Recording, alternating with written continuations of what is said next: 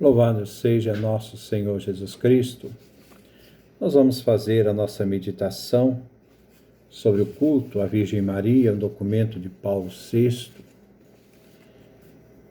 E nesse documento que nós estamos fazendo essas semanas, é o nosso 56º encontro, vamos trabalhar 3 parágrafos, parágrafo 16 ao parágrafo 18. Nesses 3 parágrafos, nós vamos ver 3 temas. Maria, modelo da igreja no exercício do culto. Um outro tema, a Virgem que sabe ouvir. E o terceiro tema, a Virgem dada à oração. Então vamos caminhar neste nosso encontro. Queremos agora, nos diz Paulo VI, o Papa, seguindo algumas indicações da doutrina conciliar acerca de Maria e da Igreja, este é o Concílio Vaticano II, aprofundar um aspecto particular das relações que se verificam entre Maria e a liturgia, ou seja, Maria como exemplar da atitude espiritual com que a Igreja celebra e vive os divinos mistérios. Maria, esse modelo,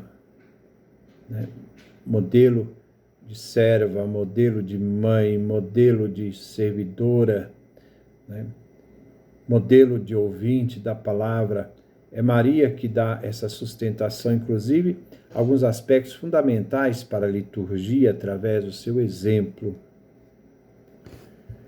na sua atitude espiritual. A exemplaridade da bem-aventurada Virgem Maria neste campo é consequência do fato de ela ser reconhecida como modelo excelentíssimo da Igreja. Então, Maria com esse modelo de cristão, modelo de servidor, modelo de fé, tudo isso serve para nós. Modelo de cristão em que sentido? Modelo de cristão enquanto aquela que está à disposição do Filho e nos faz estar à disposição do seu Filho, aquela que nos dá o seu Filho, nessa atitude da gratuidade, da doação do Filho que ela nos deu, na ordem da fé, Maria é o exemplo de fé, da caridade, da perfeita união com Cristo.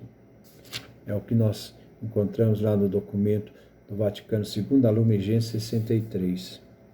Isto é, daquelas disposições interiores com que a mesma Igreja, esposa amantíssima, intimamente associada ao seu Senhor, o invoca e por meio dele presta o culto ao Eterno Pai. Então, e Maria como esse exemplo, é o exemplo para a Igreja, o exemplo de fé, de caridade, de perfeita união a Cristo.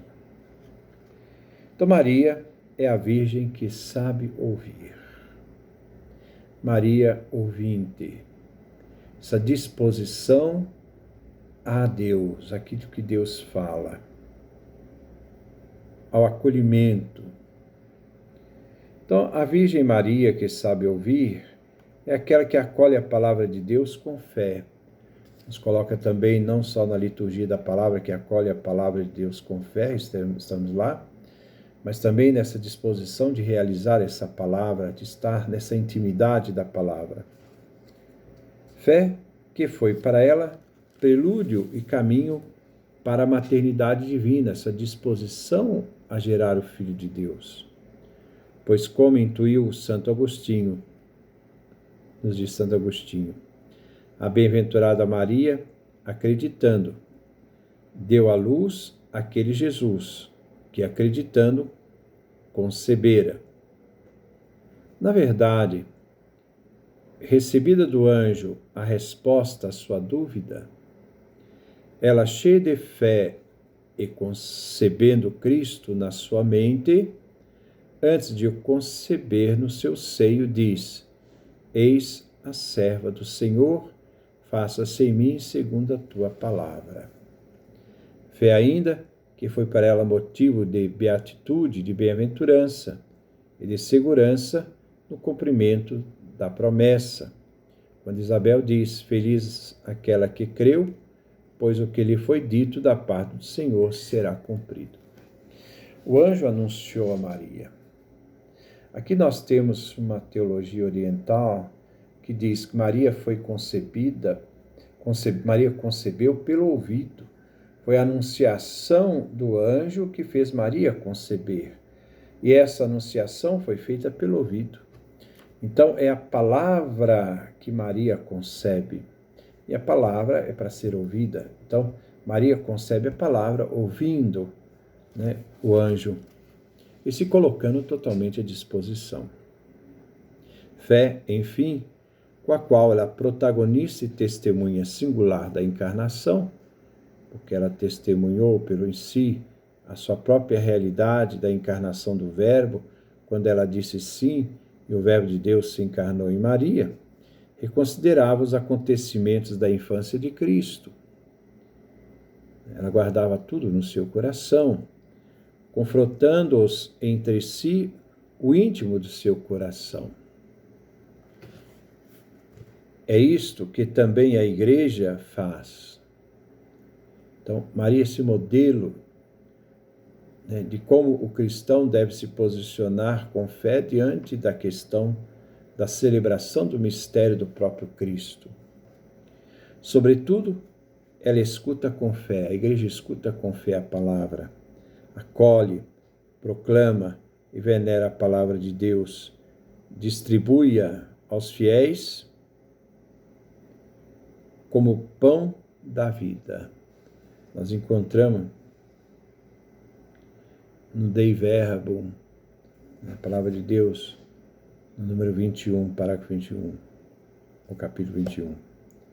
À luz da mesma, prescruta os sinais dos tempos, interpreta e vive os acontecimentos da história. Essa disposição, essa sensibilidade a ouvir na história e fazer a vontade de Deus, a exemplo de Maria, essa atitude litúrgica nos ajuda muito.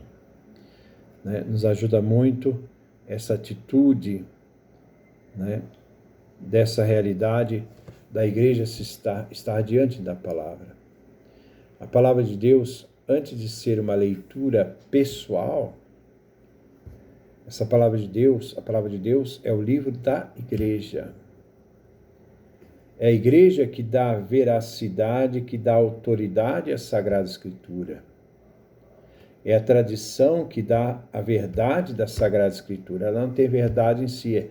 Ela é dada, essa autoridade é dada pela Igreja. E se reconhece que aquela palavra é inspirada, aquela palavra é divina. Para dizer aos fiéis, essa palavra é de Deus. Esse discernimento é feito pela Igreja. Tanto é que a Igreja que escolhe os livros inspirados e não inspirados. A Sagrada Escritura, ela tem função litúrgica. Ela deve ser lida na Igreja, então é um livro litúrgico. A leitura, a proclamação, ela deve ser lida na Igreja.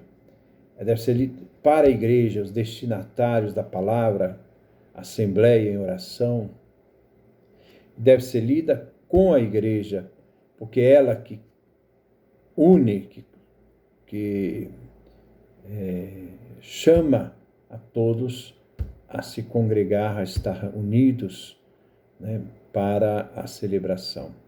Então, com a Igreja, para a Igreja, né, e na Igreja. São realidades, essas preposições são importantes para entender que a palavra de Deus é o livro do cristão, é o livro da comunidade, é o livro da comunidade de fé.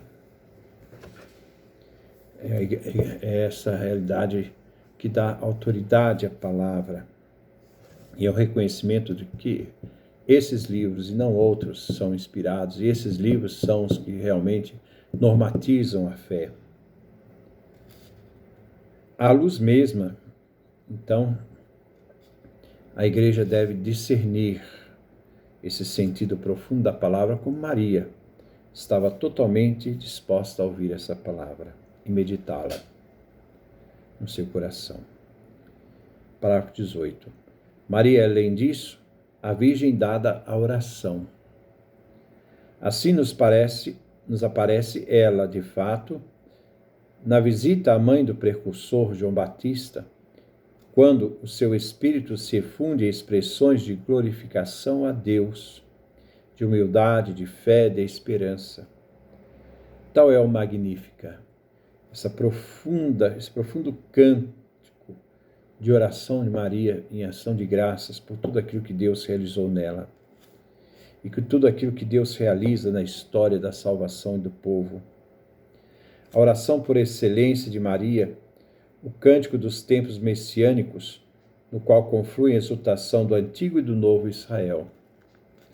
Pois conforme parece querer sugerir Santo Irineu, esse grande santo, a teologia de Santo Irineu muito atualizada, muito presente, no cântico de Maria, convergiu o júbilo de Abraão, que pressentia o Messias, e ressoou, profeticamente antecipada, a voz da Igreja. Exultante, Maria clamava em lugar da Igreja, profetizando: a minha alma glorifica ao Senhor. É o cântico da Igreja, da esposa amada do Cristo, que na boca de Maria também se expressa, dirigindo ao Senhor essa graça, esse louvor. Este cântico da Santíssima Virgem, na verdade, prolonga-se, tornou-se oração da Igreja inteira, em todos os tempos. É costume de algumas igrejas, a nossa do Brasil ainda não tem essa vamos falar uma cultura, né? Essa expressão, ou melhor, essa expressão, é que sempre após a celebração da Eucaristia se canta o Magnífica.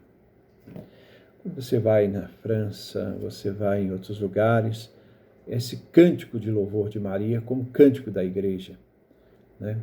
Diante de todo o mistério celebrado ali. É um cântico que não poderia faltar na nossa liturgia. Virgem em oração aparece Maria também em Caná, onde ao manifestar ao Filho, com a imploração delicada, uma necessidade temporal, obteve também um efeito de graça, que Jesus, ao realizar o primeiro de seus sinais, confirmasse os discípulos na fé nele.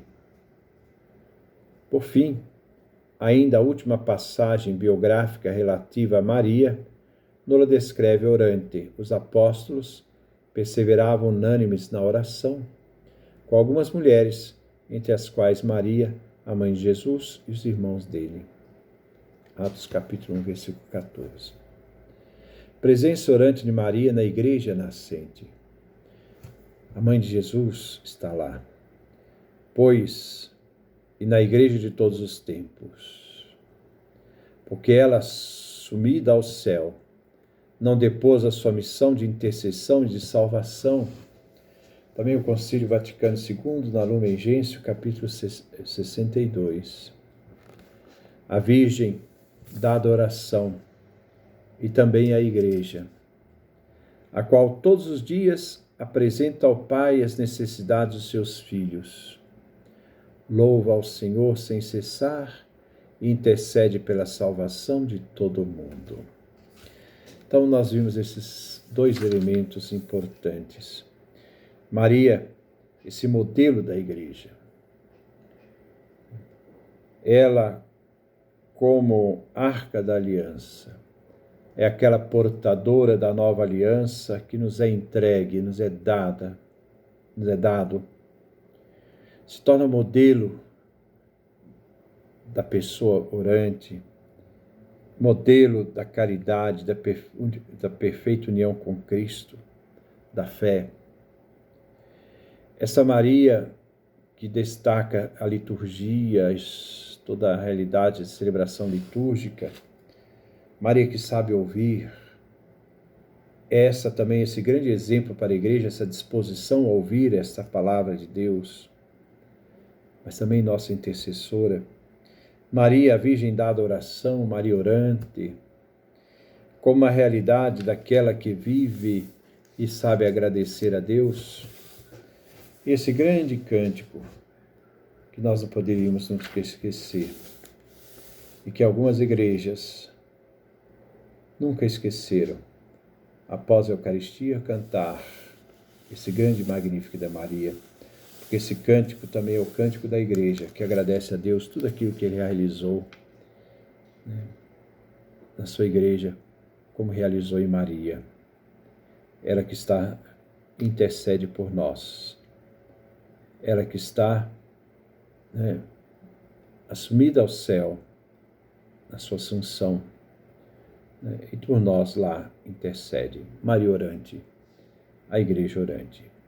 Depois nós vamos dar continuidade ao parágrafo 19 e o parágrafo 20, né, dando assim outras perspectivas que o Papa Paulo VI fala do exemplo de Maria para toda a igreja, que ela vivenciou e que para nós é também uma proposta para vivermos esta fé. Maria, esse grande exemplo para nós. Que Deus nos dê a sua graça, a sua bênção, a sua face resplandeça sobre nós.